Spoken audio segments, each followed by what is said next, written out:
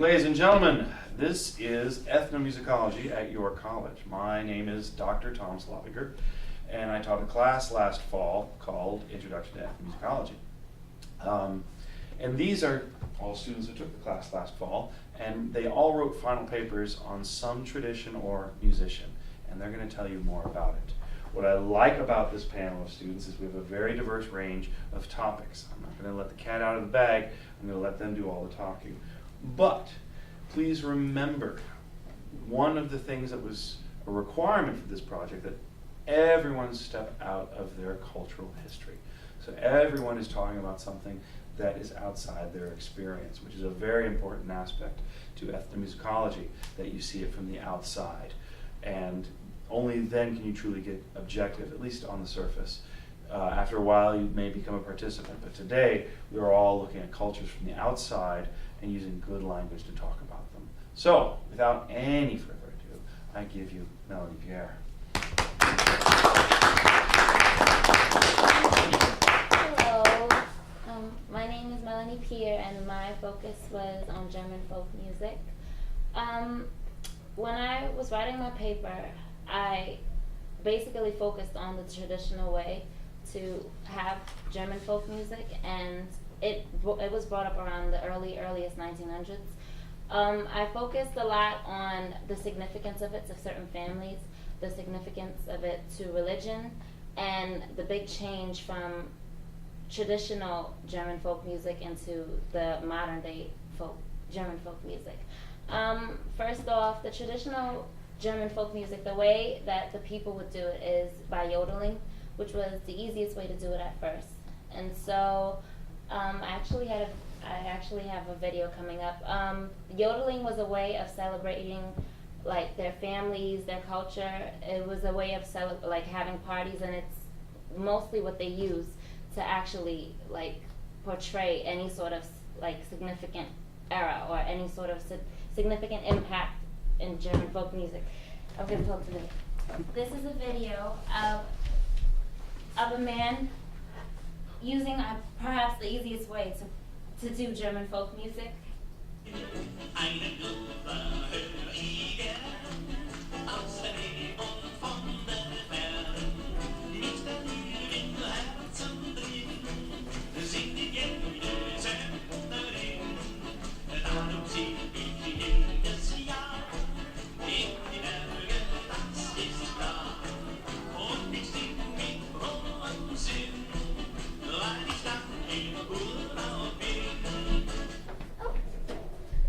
That's all I can give you. But as I said before, that was the traditional and historical way of performing German folk music. Later on, they began to use an instrument called the accordion. Actually, I can pull a picture of it. But they found the accordion an easier way of playing German folk music instead of yodeling. Some people still do yodel, but now the accordion is more useful, perhaps. Because it gives a different sounds. German folk music now, when you hear it in modern days, is mostly used for religion, basically, because they used it to show aspects of Christianity, and so now they are using it to.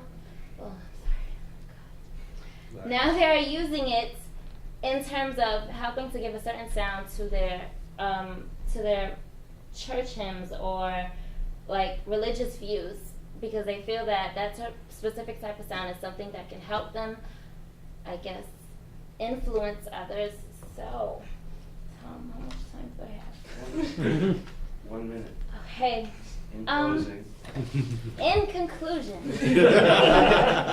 conclusion, my subject was German folk music, with the use of and with the use of accordion. The accordion, it was shown that there was many aspects where they used a lot of harmonization, and the main reason I believe that German folk music was basically used was to really bring out the fact that there are a lot of religious points that people want to get out, especially through Christianity. So thank you and thanks. Yeah. my name is Bayo Fayemi. My focus was Japanese taiko drumming. Taiko is a Japanese word for drumming, but more specifically, my study was on kumi daiko, which is basically another word for drum ensembles. So basically, what they did, but actually mine is a lot more modern than the others. What they did is he took the idea of a jazz drum and took all the different taiko drums, which are different Japanese drums, and put them together. So he has shimi daiko, it's like a lot like a snare drum. There's a big one called the o daiko, which is basically a bass drum. And what they did is they played using the old Shinto religion rhythms as well as jazz rhythms, and they also used other things like cymbals and more taikos of all varying sizes. And taiko usually they vary in size. I said that already. A lot of things about kumi daiko that's different from the other musical traditions of the world is that is gender. Excuse me. It's not a big focus on gender. Men do it, women do it. They do it together, or it's separate. Especially in Canada, it's mostly female groups, which is very different than a lot of musical traditions. May I play the video? Yes, please. Now the daiko is the very big drum. So what we have, these groups vary in size from solo performances to like 15. So here we go. This group is 3. I see oftentimes they're shirtless because usually taiko drums are played outside, like during spring festivals and different festivals like summer and harvest and stuff like that.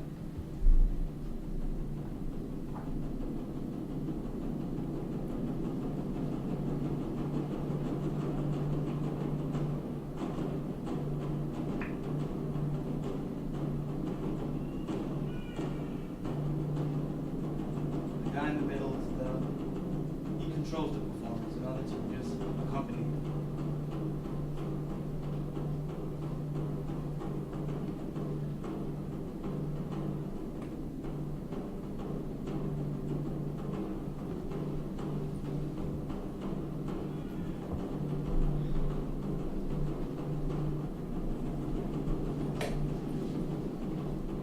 You can see one is given the rhythmic pulse, and others has a more free job.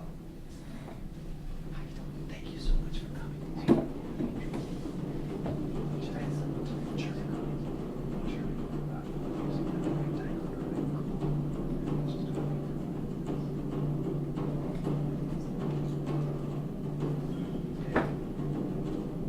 Yeah, I'm trying to.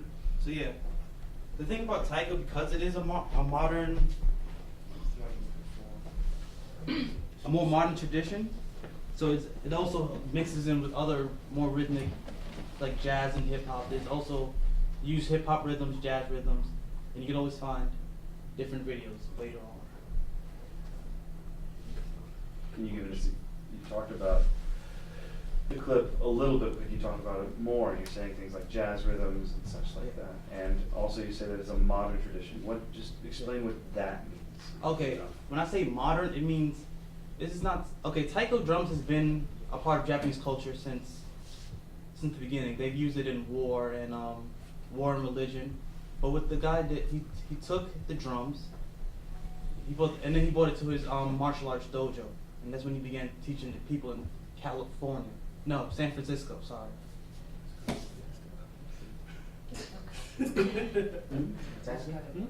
Yeah. Yeah. Relax, breathe. Don't breathe. So what they did is he began teaching these not only using the Shinto rhythms, they also used jazz because he was a jazz drummer. So he took those rhythms, they put them together, and then he put it together the very first jazz ensemble, and they started pouring stuff like that.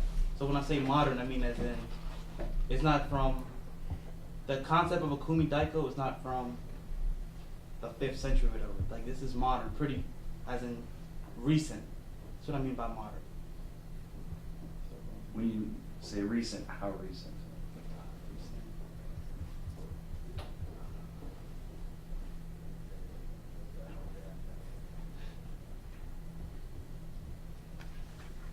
I don't mean to put you on the spot. Yeah. We're talking about a tradition that's 50 to 100 years old, and Yeah. instead of 1,500 years old. Right. Okay, we got to move on. Bayo Fayemi. Up next, Scott Sethna. I did, we're back to Europe. I did Norwegian folk music. Usually, well, I focus more on Norway rather than the whole Scandinavian area, which is like Denmark, and like Iceland, or Sweden or anything like that. So basically now, their music has deep roots. I studied this music more for fun rather than even the class, because it's the root of the music that I listen to. I listen to a lot of European black metal and all, and I wanted to understand where they got their motives, where they got their sound and their understanding from, and how they come about this music, because every type of music, I believe, has a history or where it comes from. So I decided to do on something that I would enjoy. So I went, began with Scandinavian folklore. It's a lot of more of myths, legends. It doesn't really, it's not much. It's more of a culture or more of a tradition than you could consider as a religion. They believed in trolls, forest dwellers, mermaids, creatures within the mist, you could so to say. There were some that were considered they were part of morale. They taught morality, how to live your life, how to behave. How there are stories within the Bible that teach us how to morals and how to go about certain tasks in our life. So there's something called, there's a gnome in the Norwegian folklore. It's called the tomte. And this gnome is considered to take care of a farmer's house while he's asleep. And if the farmer is true to his family, true to his wife, the tomte will take care of him and his family. If he is not, the tomte will get his revenge upon the farmer. There's a musical aspect of the folklore. There's the person called, I can't say it right, Fosgrimen. It's a spirit that lives under a waterfall. It's usually within every city, or I don't know, every town. There's always within the forest or something. There's something that dwells that people worship. So there were some towns that they believed in this violinist that lived within the waterfall. That if any musician, any aspiring musician wanted to go and develop, understanding, get nirvana through music, they would go towards him and offer him a plate of food. If the food was not adequate enough to feed him, he wouldn't teach him as much as just to tune your instrument. There were other creatures such as the Huldra, which is a woman that lurks within the forests, and it's the most beautiful woman you might have ever seen, and she'll persuade you to marry her, and when she's actually half woman, half goat. And she wears a long skirt to hide her hooves, and whoever marries her, she gets banished from this curse. But whoever rejects her gets killed within the woods and disappears. There are also, of course, the trolls, which are it's not much. It's just something you believe in, something that's it shows. Trolls were not more of a myth, but more of a legend, and they were taught that a person who can go up against a troll is very witty or is very self-confident that can actually confront a troll within mortal combat. The trolls now are known to be very stupid, slow, very not on the bright side. So anyone who could outwit a troll is very very smart. They showed their confidence level, their strengths, or how intelligent they are. So they would use these. There are more. They use these factors, this lore, basically, to teach morale, to understand a person's human characteristics and how they react to things, and it also kept everyone, in their beliefs and how to move around their day, through good heart, goodwill. Basic summary of Norwegian folk music. It was before Christianity came and colonized Norway. Basically, they used folk music to tell stories, myths around basically kind of like a campfire, like a festival, carnival, marriage. Actually, thank you, Ayush. Could you scroll down where it says brief summary of Norwegian folk music? Yes. Thank you. Oh, you want? No, it's okay. You're fine. So the music began originally as instrumental. It was hardly any story. The story was told through the music. You could tell, you could understand. Usually, of course, would have a title, but then through the sound, through the story, you'd know it from like the back of your hand. So this music itself would tell a story. There are different versions of the. There are different types of music. Usually, there's the instrumental. The popular was the instrumental, but then after Christianity colonized, Christianity considered Norwegian folk to be pagan and believed not to be of the Bible. So anything that they considered to be not of the Bible, they would put it into let's call this like a basket, like this paganistic basket. So and they said everything that the Norwegians were doing and the natives were wrong, and that they changed almost every aspect of the folklore itself. Like the Huldra, the lady that if she got married, she would be banished from a curse. The Christians changed that thought and said, no, if she marries a good Christian man, she'll be banished. She'll be banished of the curse. But if she marries any regular person, that person will die, and so will she. So they've changed. They put their own little twist in every folklore. They've changed everything. So within there, of course, now when new religion comes about, there are people who are for it and who are nay. Speak. 1 minute. Oh, 1 minute? Wow, that went fast. In conclusion, I'd like to play a few things. There is one group that I listen to that they're mainly instrumental. Can you go all the way down, go to the older posts? Yeah, there's one group that I'm really a big fan of. I actually did an interview with over Skype, like 4 in the morning, which was 9 a.m. Norwegian time. And it's his group. It's called Wadruna, and they play classical Norwegian folk music. But they play when they record, it's all in the woods. It's out in nature. Their concerts are all in nature, and you live in camps so that you can listen to their music. Yeah, that one. This is sound. It takes a bit of time to start up, but this is basically their music. It's instrumental. You can hear when they record everything in the woods, and they're not using any fancy recording material. It's literally, the guy told me he uses Zoom recorders for every instrument and just layers them. And is it playing?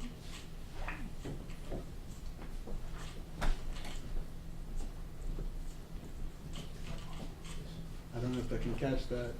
Should have put a louder sound or something. There we go.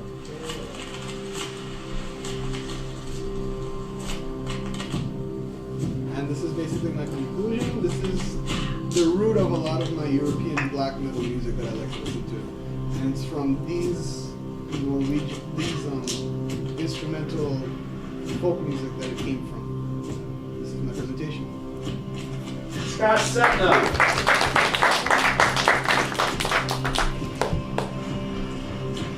We have to turn it off right now.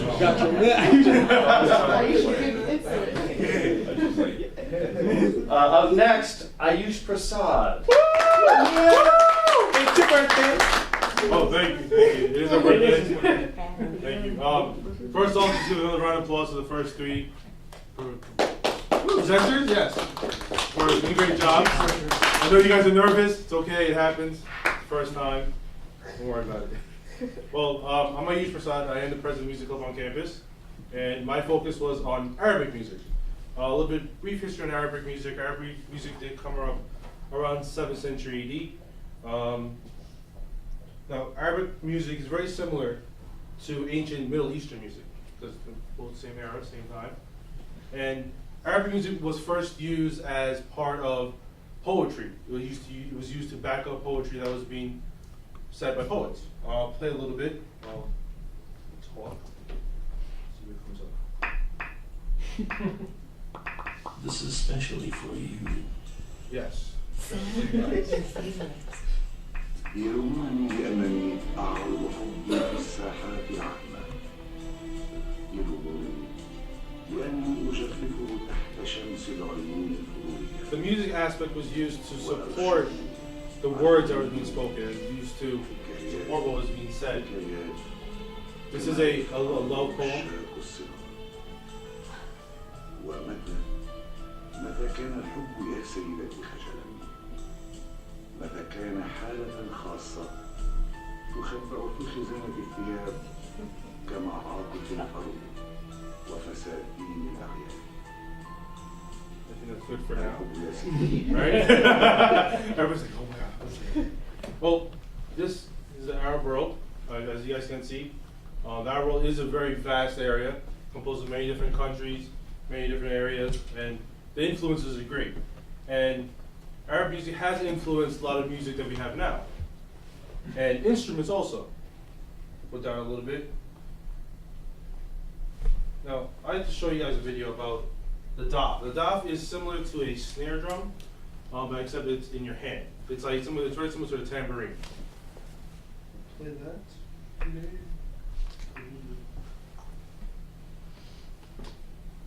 The Raspberry Ensemble.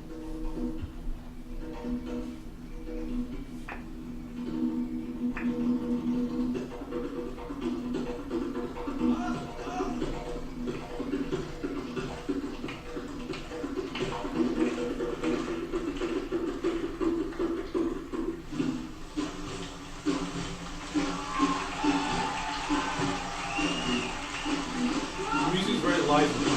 So it's not like just like you go, it's lively. You're having fun, the musicians are having fun.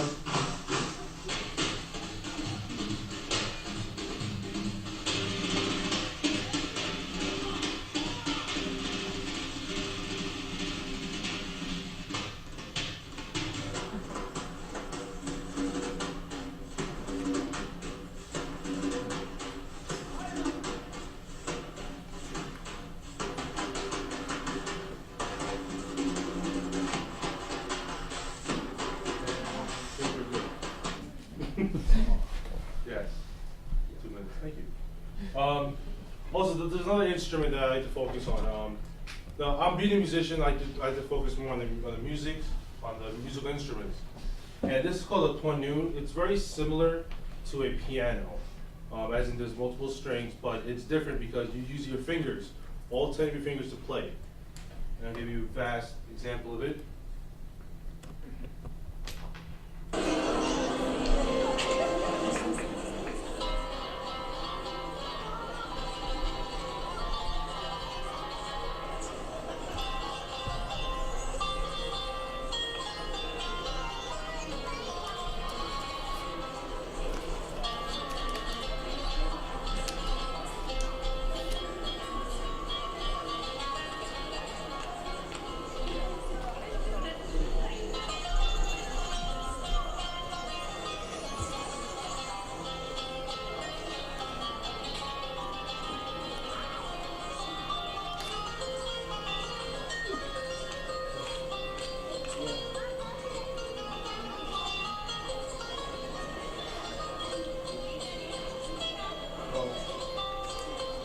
Stop right here. Well, in conclusion, Arabic music is it's a very vast area of music right now, and it has influenced multiple different spectrums of music that we know today. Also, the instruments that are in Arabic music has influenced other instruments that we have now. And that's it. I'm good. Thank you. Up next is Kunal Singh. Good afternoon, everybody. How are you? Good afternoon. Doing good? Learning about a lot of music? Yes. Great. As my fellow researcher Ayush said, Arabic music, or Arab traditions, you can sit down now, have influenced lots of musics around the world. My music that not my music, the music that I was researching is the music of flamenco. Flamenco is generally located in this area this is the south of Spain. You see it's Mediterranean, you see Morocco, they consider that like a gateway to the east. Now if you're learning come on in, it's okay. It's okay. If you're learning about flamenco, you have to understand where it came from. Flamenco itself not just came from the Arab world that Ayush said, not just came from the Eastern traditions that may have influenced some of Bayo's presentations. They came from the north of Europe also, where Scott was talking about. They certainly came from Germany, where Melanie was talking about. They came from India. And if you're going to go through thousands of miles learning all these musics, you're going to learn a few tricks. And flamenco itself, people call it the embodiment of all those musics. Flamenco is the music of flamenco. What that means is, you take the word flamenco itself and break it down. The suffix, enco, same as endo.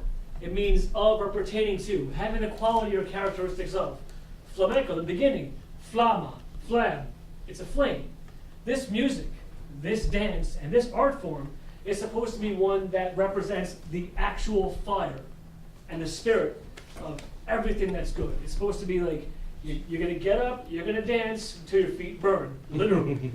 People call it flamenco because they thought the guitar players would literally burst. Literally. This is stuff that is not written in the books. You have to interview people to find this out. There's so much that I was not able to put into the report because of respect for a lot of people when I interview them, asking about the very mystical regions here. Granada especially, Granada, Sevilla, Malaga, all those places, they rely so heavily on their own cultures because they feel that this is the preservation of a music that is being globalized yet lost at the same time.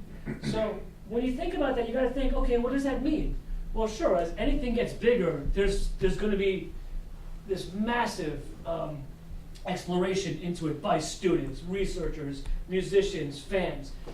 But they say, you gotta do the real stuff, you go there. You wanna learn jazz, you come to New York. It's the same thing with flamenco. You gotta treat it pretty much the same you treat any other music you wanna study. And then we get into these concepts, just like in jazz. You gotta put in the tradition or you gotta innovate. Okay, so you got two things there that they're confronting each other. In flamenco, we have two of the I guess patron saints, if you will, of the flamenco music. It's Fernando Sor and Diosino Aguado. These people played, wrote, performed daily, 2-3 times a day. Only difference is, you see here, this guy's using his fingers. This over here, you don't see his fingers or anything because he was using a pick. So the idea was, do you use your fingers, your nails? Do you use a pick? Do you use the sound that's organic to yourself and representative of what you know? Or do you use the pick, which allows you to do other things? Like you can do different kinds of picking techniques. Do you leave your hand open? Do you leave your hand closed? Do you use the drum, and do you use the guitar body itself as a drum? All these things go into this really, old as the hills argument of, which one is correct. I don't have an answer which one's correct. The only answer to me is what sounds good. They both sound good to me, But then again, I spent months listening to this stuff. I'll show you real quickly. This person here, Carlos Montoya, the purveyor of flamenco into the Western world, anything across the pond from the Atlantic. And you'll notice some of these things are called La Granada, Salvador, something like this. They're actually named after the places, the cities, the towns that they come from. This is no joke playing.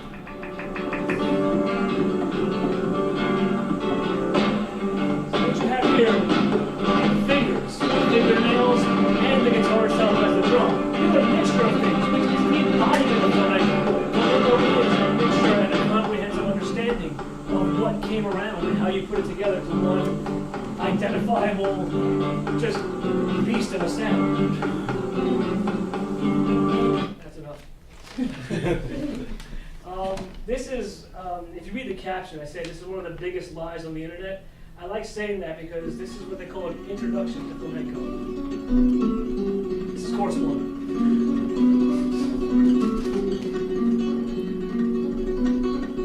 The piece that he's playing, also named after a city, made very popular by Isaac Albanese, La Cordova, the city. It says flamenco made easy, but that's what it's about.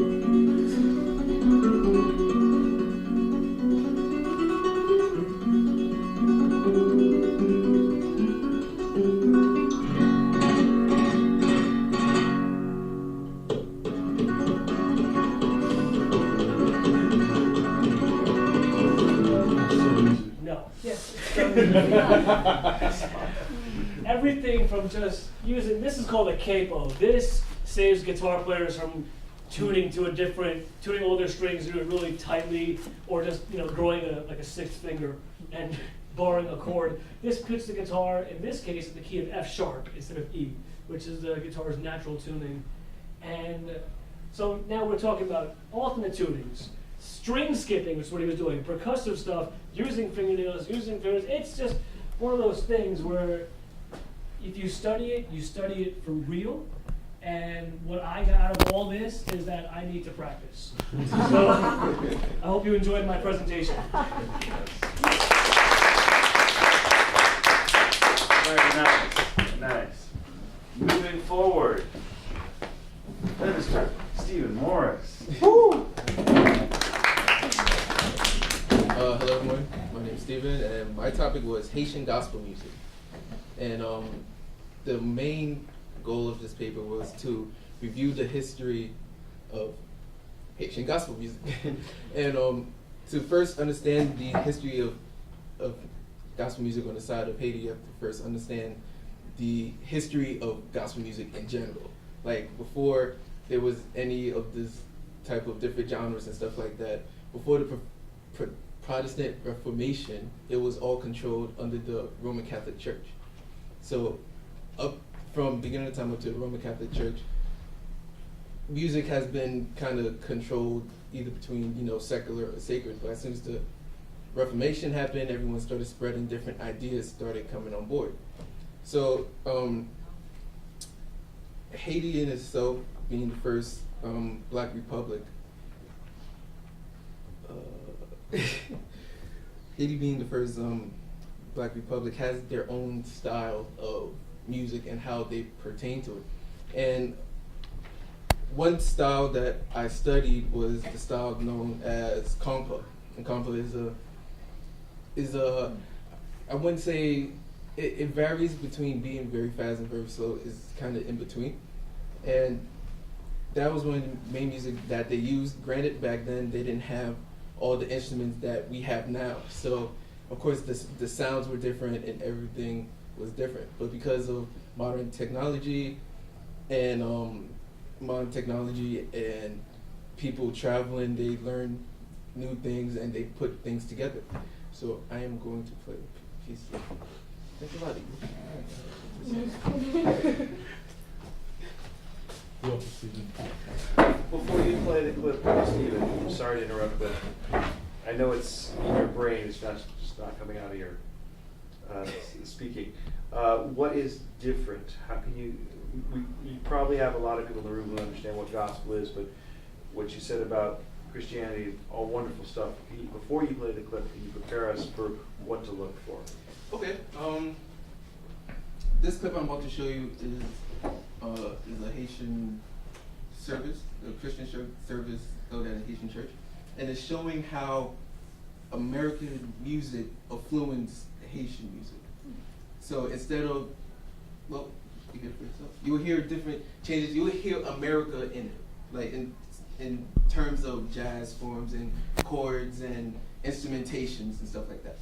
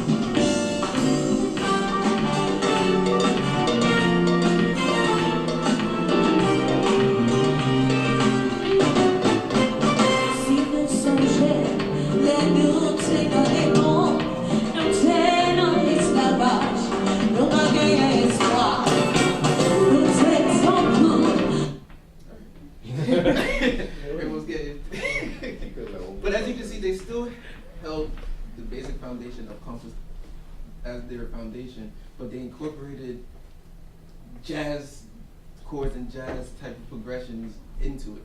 And as you can see, everyone was getting into it. So that's where Haitian gospel music is pretty much is now. From before, it would be, whatever instruments were available. They didn't have proficient tuners back in the day, so, of course, it may not sound as good, but music always progresses. Real quick, because we're unfortunately getting close to the end and we have to get Dehnia in before 3:15, and we may not have time for questions, and I think this is a question on some people's minds. What makes this gospel? Because this just sounds, if you listen to it, it sounds like popular music, and that's what I was trying to get you to say earlier. Why is this gospel? This music is gospel because of the lyrics, because of the message that's coming forth. I should have said this before, but gospel music in general is going towards the style that's trying to imitate secular music. And ways by that is that they're trying to appease to the new generation. So by this, they have the dance and they have the movement, stuff like that, but if you listen to the message is about Jesus Christ. And are we in a church here? Yes, this is a church. So, it just doesn't look like my church. Oh, yes, cool. It looks more like a convention center or something.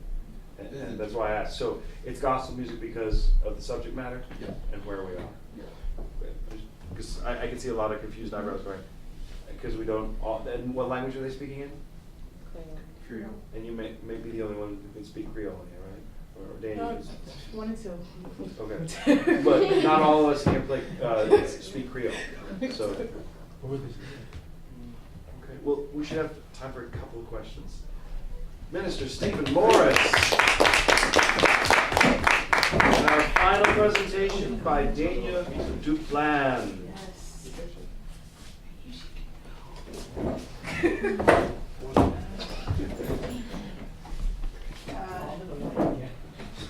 I am Dehnia, and my project was on Korean tradition. Samgong, drum dance. Samgong. Sorry. Yeah, my project was on Korean traditional music, but it took me a minute to figure out exactly where I wanted to go with the Korean traditional music. So I wanted to tie it into how it related to jazz. And it related a lot to jazz because in the performance that I had to do in my field study, the musicians, they played on drums called the jangu, and they were positioned, I believe it was 5 of them, and there was one that led the group. So it ties into jazz because they use a lot of improvisation in their music. And the history behind the music is very deep because Korea was annexed by Japan, and a lot of their culture was destroyed by Japan because the Japanese wanted to influence them with their culture. But the Koreans decided not to let that happen, so when they finally got control back over Korea, they brought back a lot of their traditions. A lot of the times, the Korean culture is considered to be heavily influenced by China and Japan, but it's not. They do have their own traditions and they do have their own ways of life. This video I'm showing is a video of Korean traditional music that was used for mostly form of entertainment during court performances. Court is usually performed in front of the emperor or high dignitaries and everything like that.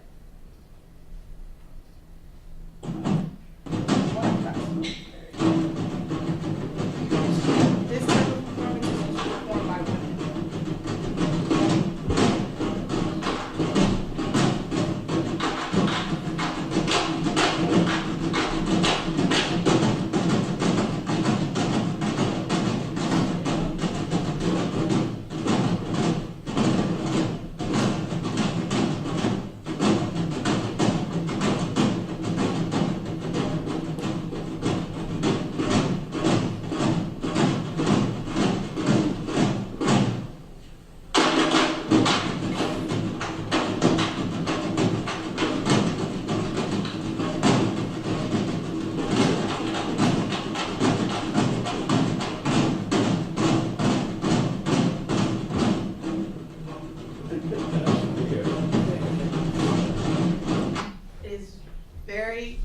hard to do.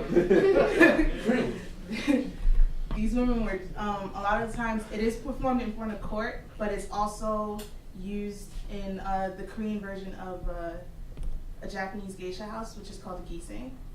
And these women usually perform in front of their guests, whoever they have come in front of them. If their guest wants them to play an instrument or do this type of performance or dance, they usually do that. But this performance is usually used during court or a gising performance in front of their guests.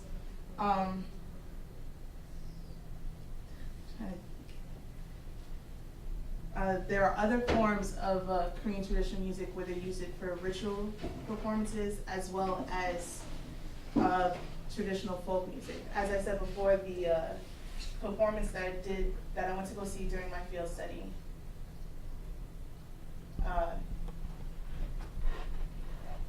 was mostly drummers, and they were somewhat like this.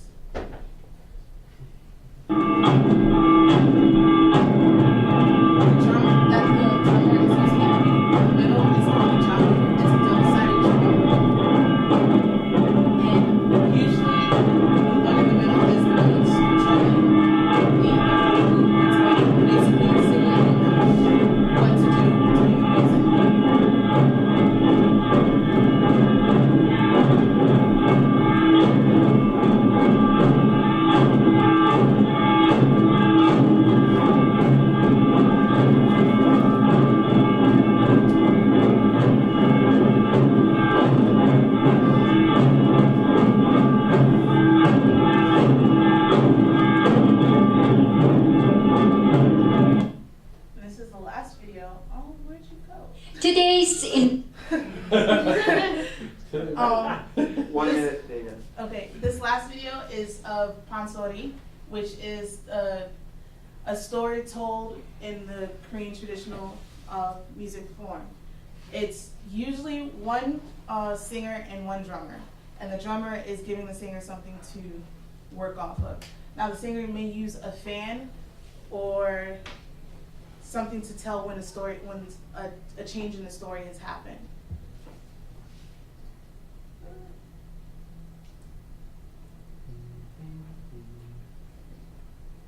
같아요. 여러분께서 보셨듯이 이게 기본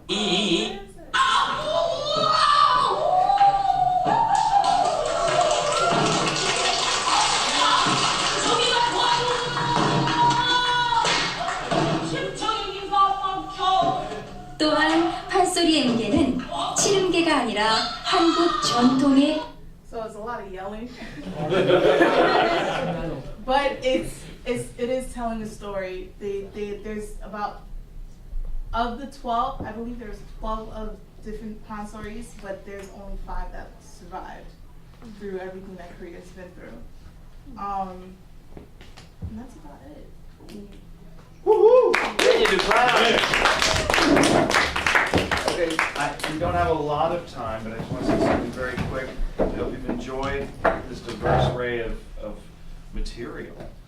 We've gone around the world today, and we could talk about a lot of different things, similarities, differences, challenges of researching music outside your culture and doing it well and accurately and things like that. And I just want to thank the panel for coming together today and sharing their research with us. This was, a lot of people went outside their comfort zone, researching about things in languages that they do not speak, but these are the challenges of looking at music across the world. But I don't want to talk, I could talk about this stuff all day because I am an ethnomusicologist and I love this stuff, but I'd rather you guys talk. Does anyone in our audience have a couple of quick questions? I loved the presentations, all that I got to hear. And actually have 2 questions, one very short one. Do you know the name of the painting that you used, Stephen? Maybe you don't, but that was a lovely painting. I gather it's Haitian. What, the bass player? Yeah. Oh, no. No, it was not. No, that was just That's a the That was the background. No, that was mine. That was mine. That was all my idea. But my other question, you said that American music influenced Haitian jazz forms, chords, instruments, etc. Were you talking about, at what point are you saying that it influenced? Is it a continual thing, or, you know, in a certain time frame? When was the influence on Haitian music? Because, I actually have a third question. Did we see compa? Is that what we were seeing? And did compa exist, say, 300 years ago or 200 years ago in Haiti? And then has it evolved based on the American influences? To be honest, I don't know. I don't want to give you wrong information. I'm not That's sure all right. when compa was That's all right. was created. When it talks about the influence of American music on that, it's more, I guess it would be when people began to explore outside, like, you know, after American slavery, everyone, you know, had the civil rights movements, so on and so forth, and then people started traveling around and stuff like that. So I believe when either Haiti started coming into America or America started visiting Haiti, they both, you know, they brought their culture with them, and then they merged both of them together. Thank you, and I respect you for saying you didn't know the first. I respect that. To answer your question, Denise, compa is not an ancient tradition. It's a more modern tradition. Oh, of the okay. 8th century. Thank you. Other questions before we have to disband? We don't bite. Much. No question. I just want to say thank you so much for wonderful presentations. I enjoyed very much. Cool. Thank you. My pleasure. Logic, Kim?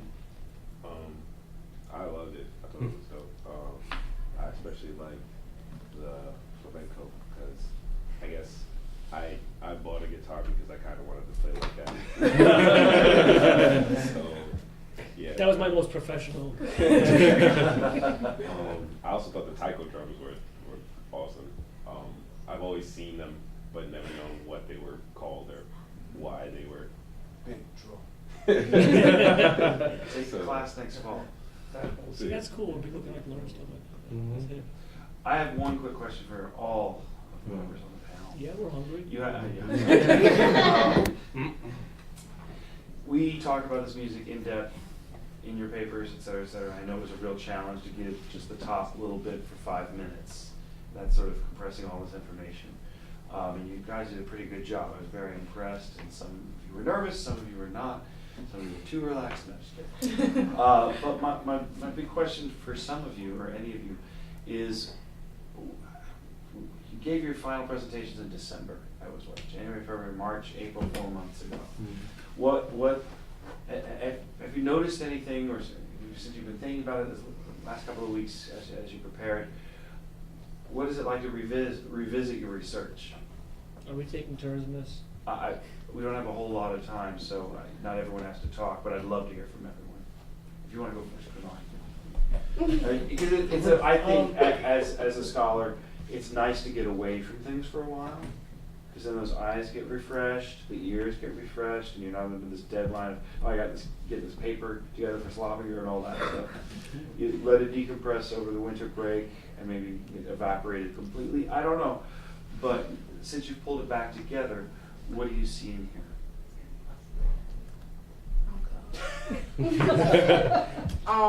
I learned how much more Korean traditional music is tied to jazz in the form of using it in improvisation, because, and it also sets it apart from China and Japan, because China and Japan don't use improvisation as much as Korean traditional music does.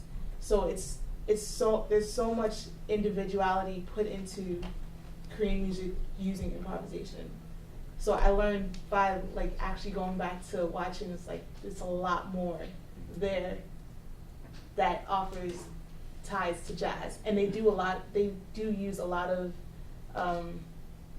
jazz drum beats, I guess you could say. It's very different, but sometimes it's somewhat similar how they use the beats, and it completely ties it into jazz. No, you don't have to answer if you don't want to. Breathe. What I picked up, kind of in contrast to what Dr. Zlabinger said, it never really left me. Once I started to research this, that was it, man. Deep end. Like our guest here, Mr. Thompson, I purchased a classical guitar, Spanish guitar, it's synonymous basically. I bought myself a Gremlin because the name was called Gremlin, so I had to buy it. And I realized after watching this stuff and refreshing, it's like, man, I use those scales a lot now. And it was cool because after researching it, coming back, and after doing so many things with so many students, because we're doing these classes where we kind of like vibe off each other and whatnot, I really found that while there are, of course, characteristics in this music that I studied, and everyone's music, of course, there's so much common ground. It kind of blows my mind why we haven't done this before. You know, it's interesting. I liked it. Felt good. I really need to practice. Anybody else? You're good.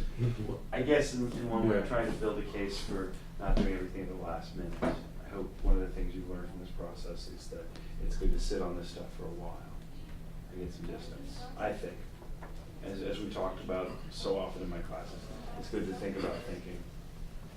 That's all I'm trying to get out. I would like to thank our panel. Woo! Please. Melanie, Bayo, Sethna, not pictured, Ayush, Kunal, Minister, and Dehnia Duplan. And I want to thank Professor Nampi for letting us use the facilities. We'll see you next time. One last thing, I'd like to thank Tom, Oh, you're welcome. Dr. Tom, for giving us the opportunity. You're welcome. Thank you.